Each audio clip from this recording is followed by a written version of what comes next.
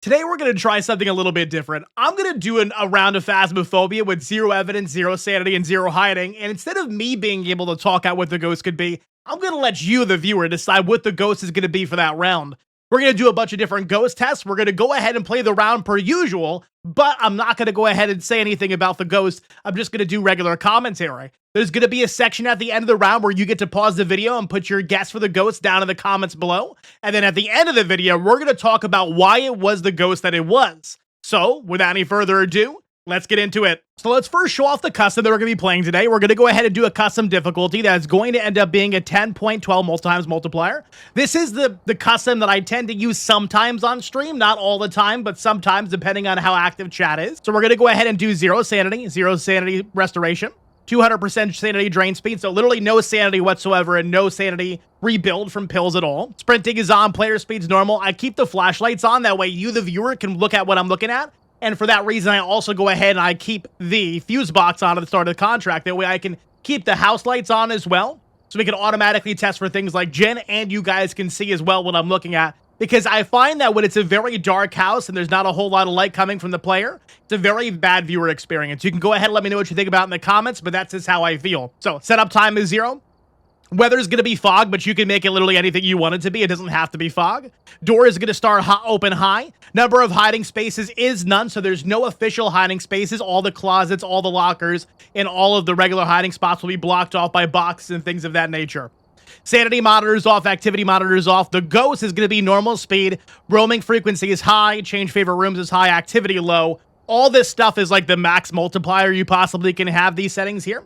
Friendly ghost mode is off. Grace period is usually either 1 second or 0 seconds. I prefer 1 second sometimes, especially when I'm talking to chat a lot, because if you are not ready for that hunt to happen, you will die in the split second. If you have a 1 second grace period, you at least have a fighting chance. The choice is yours on what you want to do with that. And then evidence given obviously is 0. So this is the 10.12 multiplier. Let's go ahead and just do a regular Tanglewood for this one. And when we go inside the round, again, I'm not going to be telling you what I think it is or what I think it isn't. It's going to be your job to decide on what ghost we have on this round. But I will go ahead and take some regular stuff to go ahead and do this. So we're going to take the flashlight so you guys can see. I'm going to take some salt for, regular testing. I'm going to take a crucifix, and I'm going to go ahead and I'm going to take a smudge stick and a lighter. I don't have any more inventory space, so we'll come back. Running on over here. I like to go ahead and throw the crucifix inside the door. That way, if the ghost hunts me immediately at the beginning of the round, at least I can go ahead and try to protect myself in that moment. And we're going to run back now for the smudge stick. And is there any objectives we need? Let's see. Parabolic microphone. We can grab one of those. We'll grab one of those for sure. And we'll go ahead and grab the smudge stick. And if there's anything else you need, like a photo camera to get some photos, you could do that too. I'm not sure if I'm going to get 100% photos or 100% perfect game on this round. It's more so just to show you what the ghost is probably going to be. Let's go ahead and throw this in the door as well, since we won't need it right this second. And here we go. We got ourselves a flashlight, salt, and I got a smudge stick and a lighter to keep myself safe. Are you ready to do this? We're going in 3, 2, 1. Here we go. Get a couple lights on just so we can see. I like to go ahead and get myself inside of the garage. That way I can try to loop it around the car if need be. It looks like the ghost is actually in here with me. It's going to be very hard to not comment on some things.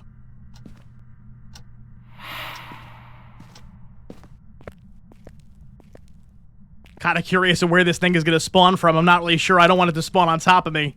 Ooh, bone. Let's go ahead and get that bone.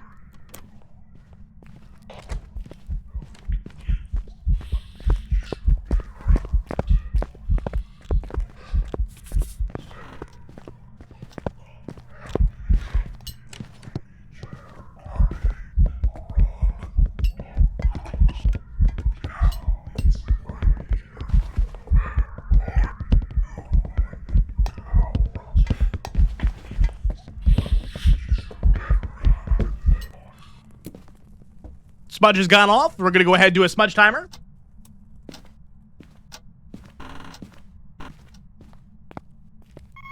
Heard this is click off as well. The power has been turned off. Going to turn it back on. I'm going to get some lights back on as well.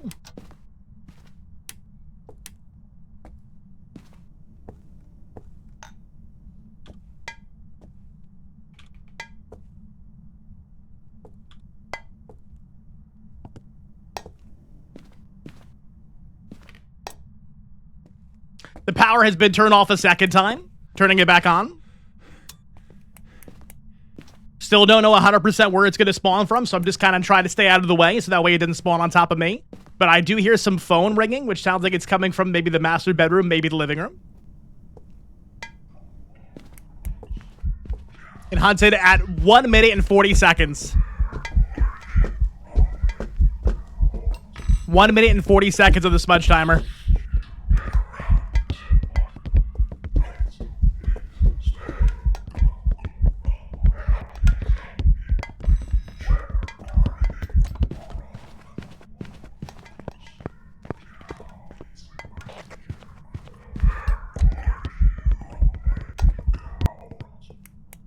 I'm going to be honest, I'm not 100% sure what door that came out of. I'm curious what the official ghost room is going to be.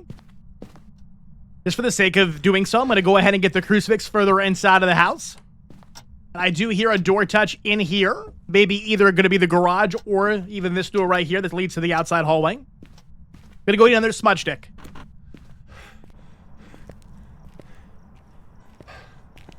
Come back inside. I do hear the car going off in the garage. And in my inventory right now, I do have a lantern. And another smudge stick.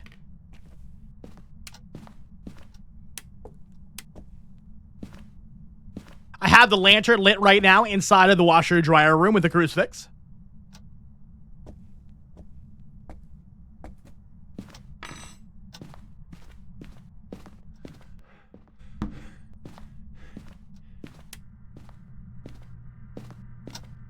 I'm going to go ahead and grab 3 photos of salt right here, and it just blew out the candle, which I'm going to relight. I took 1 photo of salt. We're going to take 2 more. 3 piles of salt on top of each other. Interaction with the car again. That may not be a 3-star photo. It's a 2. It's a very difficult, thing to figure out where to take a photo of the car to get a 3-star interaction. I think it's more towards the driver's side door. Coming out of the garage. There he is. The reason I crouch down below this cabinet is because it prevents it from getting line of sight speed on me. Because your character's head is technically lower than the top of the countertop. Because you can see your camera is below that top lip there. So this is non-line of sight looping. Okay. So now we know probably the official ghost room is going to be the garage here.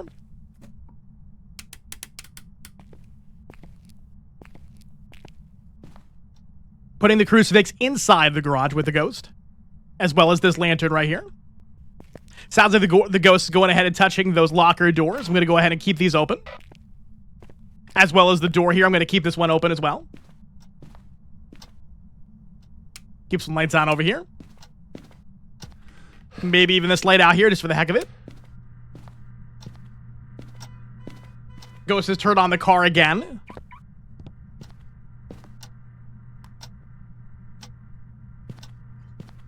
Has blown out the lantern. Relighting it. And I'm going to go get an interaction photo of the lantern being blown out. Right there, 3-star.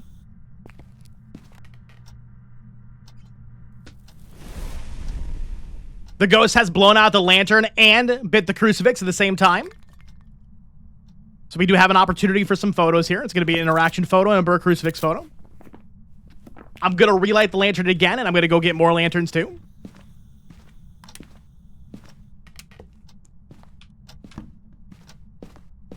We have 2 free inventory spots right now, so we're going to grab 2 lanterns to make it 3 inside of the ghost room. I can already hear a lot of throws happening inside that garage without even being in the home. I can hear stuff thrown around. The power has been turned off again. The power has been turned off once again.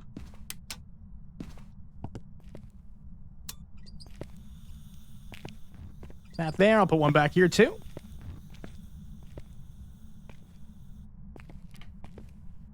It's pretty good. I'm going to leave the crucifix here, I think. It's got a majority of the garage covered. You can see that. You can see that line hitting the back door there. I'm going to relight that there. I'll even stand inside of the garage just to see what's going to happen.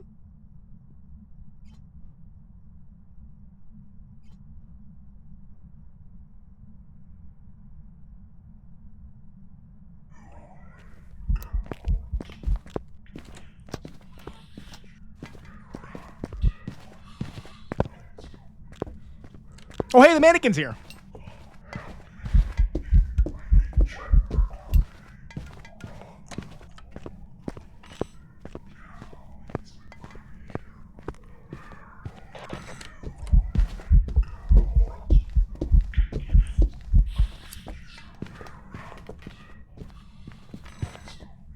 Is done hunting.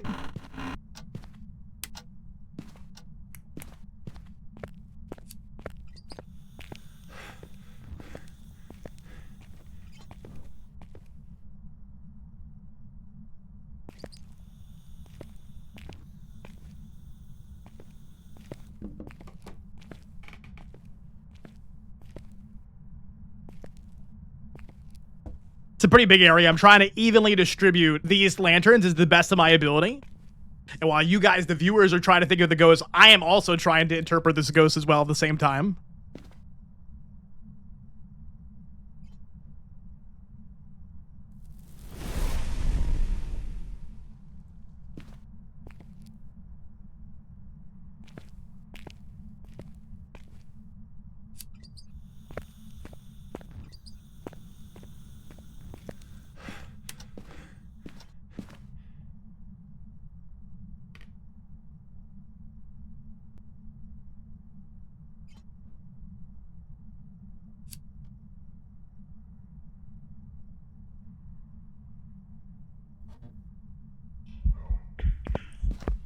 I'll take in the back corner.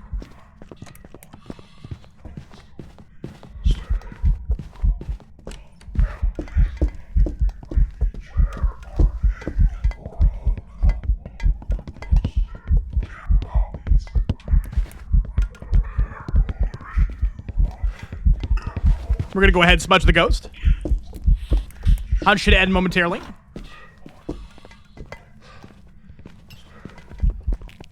And it's done.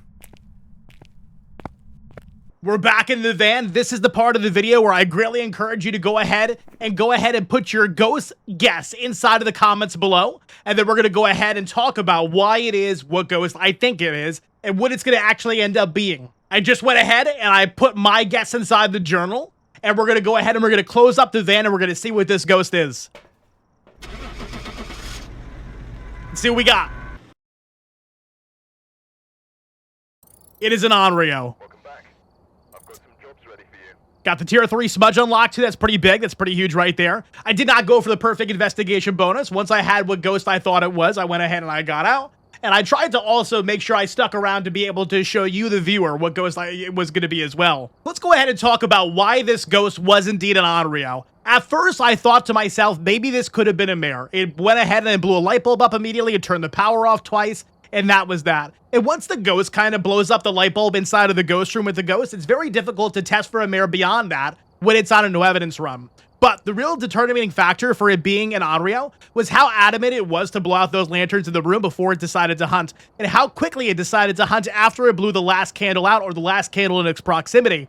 So, this is what we know about the Onryo. An Onryo has to prioritize a firelight or a flame if it's in 4 meters of the Onryo before hunting. If the Onryo blows out 3 flame sources, it'll roughly have to try to hunt in about 6 seconds, no matter what sanity you're at.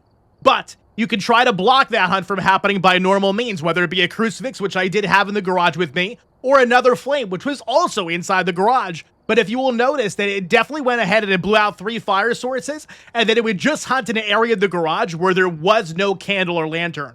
So it was taking advantage of it being a big room and knowing that I couldn't go ahead and evenly distribute my flames enough to be able to cover every portion of the garage. If it was a smaller room, it would have been significantly easier to test for the Onryo, but since we had a bigger room, it was a little bit more tricky, and you needed to have those 3 lanterns. And at the end of the day, if you ever have a ghost that spawns right next to a lit candle on a no evidence run, or even an evidence run for that matter, it's definitely not going to be an Onryo. There's no reason an Onryo would ever spawn next to a candle during a hunt. It has to blow it out first. And I can tell you on that round we just did, that never ever happened. It always spawned at a different corner than the flames. So that was kind of my big telltale sign that this is probably an Onryo. And we were correct. Thank you so much for watching. I hope you found this helpful. If you do want to see more of this content, please feel free to drop a like. And also make sure you follow and subscribe to the channel for more content as I look to continue this series on Guessing the Ghost No Evidence Edition, where you get to decide the ghosts on high difficulty runs. Have a great rest of your day and stay crispy.